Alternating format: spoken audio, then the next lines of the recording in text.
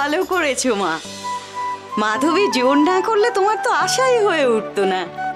ও মাধবী, একটু শরবত টরবত নিয়ে আয়, বেচারা রোদে তেতে পুড়ে এলো যে। যা যা যা, আমি আসছি। মাধবীলতা, বড়ঠাকুর, ও তুমি এসে গেছো? থাক থাক, মঙ্গল হোক, বসো।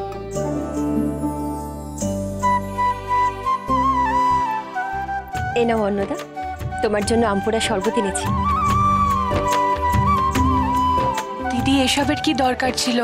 আমি তো ঠিক আছি, শরবত না আনলেও পারতে। তা বললে হয় নাকি? এতটা পথ এসেছো, এই শরবতটা খেলে একটু আরাম পাবে। নাও।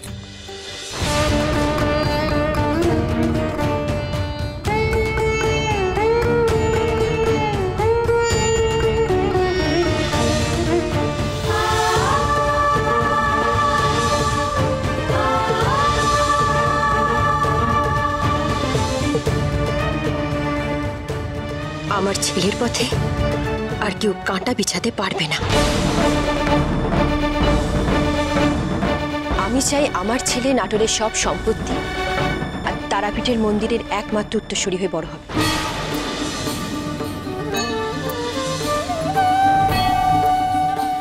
আর মা হয়ে সেই ব্যবস্থা আমি নিশ্চিত করেছি। তাই তার পথে যাতে কোনো কাঁটা না আসে, তার জন্য অন্নদার সন্তান ধারণের ক্ষমতা আমি নষ্ট করে দিয়েছি।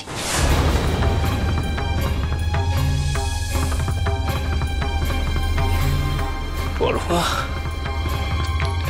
আমি কি শুনছি পরমা? মানে শরবতেই? ঠিক ঠিক তাই। এক বিশেষ শিকড় বেটে আমি অন্নদাকে খাইয়ে দিয়েছিলাম, আর সেই বিষের প্রভাবে ওর মা হওয়ার ক্ষমতা চিরকালের মতো নষ্ট হয়ে গেছে।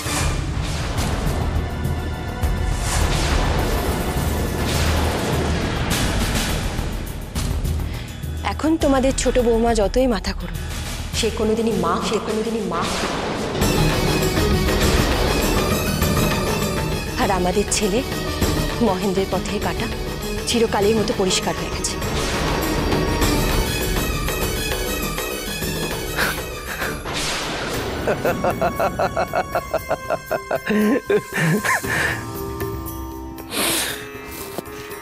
ধন্য ধন্য তুমি মাধবীলতা।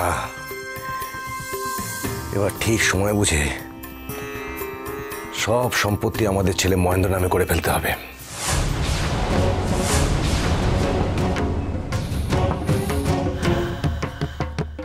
আমার এতদিনের স্বপ্ন তুমি সফল করলে, সত্যি খুব আনন্দ হচ্ছে আমার।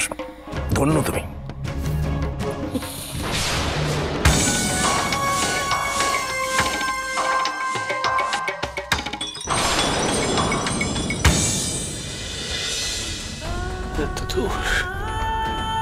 এত দূর এইভাবে তোরা আবার অন্নদা দিদির মা হওয়ার স্বপ্নটা শেষ করে দিলি রে। ছাড়বো না আমি।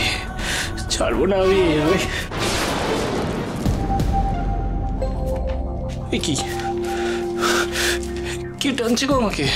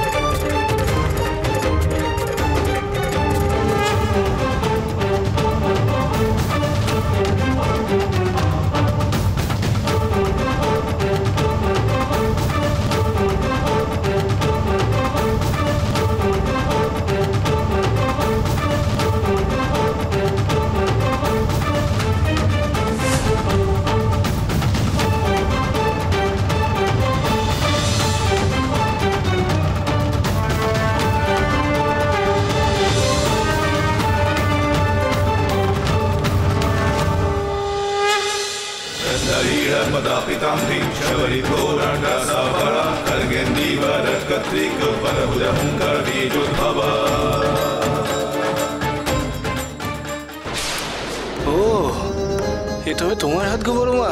তুমি আমাকে ওই ওই রাজবাড়ি থেকে এত দূর অব্দি টেনে নিয়ে এলে। টেনে আনবো না, তোকে আমি শুধু বললাম কারণটা জেনে আয়। আর তুই সেখানে গিয়ে ঝগড়া আরম্ভ করে দিলি বাবা। তোকে আমি ঝগড়া করতে বলেছিলাম? বাজে, আমি ঝগড়া করবো না? ওরা অত বড় অনাচারটা করে পার পেয়ে যাবে গো বড় মা। তুমি আমাকে আটকালে কেন গো? হ্যাঁ, তুমি আমাকে আটকালে কেন গো?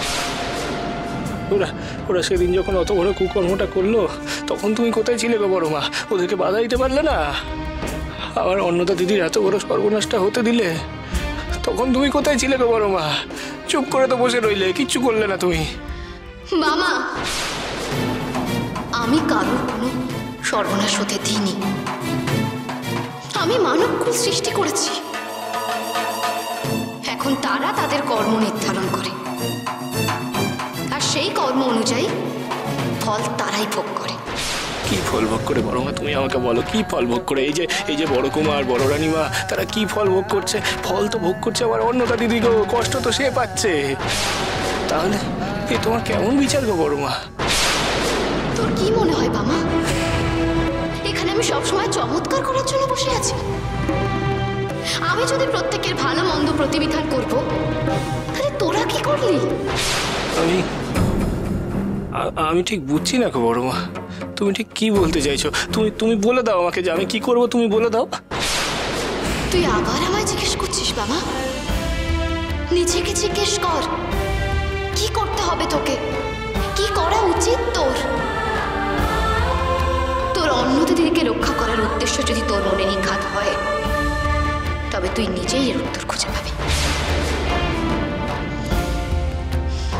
এখন যা বাবা, আমায় শুতে দে।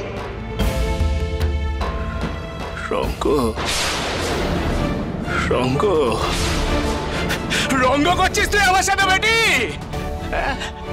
একবার আমাকে এদিকে নাচাচ্ছিস, একবার আমাকে ওদিকে নাচাচ্ছিস। আমাকে যদি সাহায্য না করবি তাহলে আমাকে এখানে টেনে আনলি কেন? তুই বল কেন টেনে আনলি আমাকে? রঙ্গ করছে আমার সাথে, মন বিরক্তি টেনে নিয়ে এসে রঙ্গ করছে আমার সাথে। আসবো না রে, আমি আর তোর কাছে আসবো না রে, আসবো না আমি তোর কাছে। তা তুই আমার কথায় নাচছিস কেন? যা, তোর মতো চল তুই। যা বাবা, যা।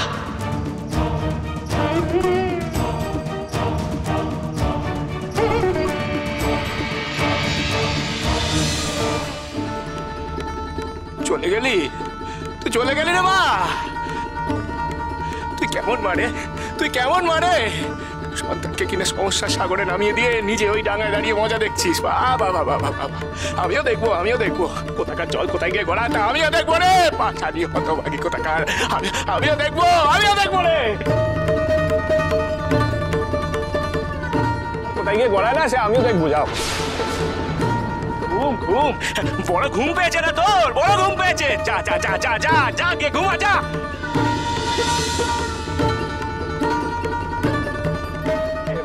ভালো যা গে ঘুমা, ঘুমা গে। নিজের ছেলেকে বিপদের মুখে ঠেলে দিয়ে মা কিনা ঘুমাচ্ছে। বাবা কি হয়েছে গো মামা ঠাকুর?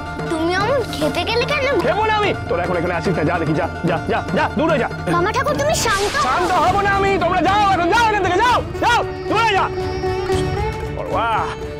ঘুম না, খুব ঘুম হচ্ছে একেবারে। তুলছি, তুই পারবি মামা ঠাকুরকে শান্ত করতে। কি করে?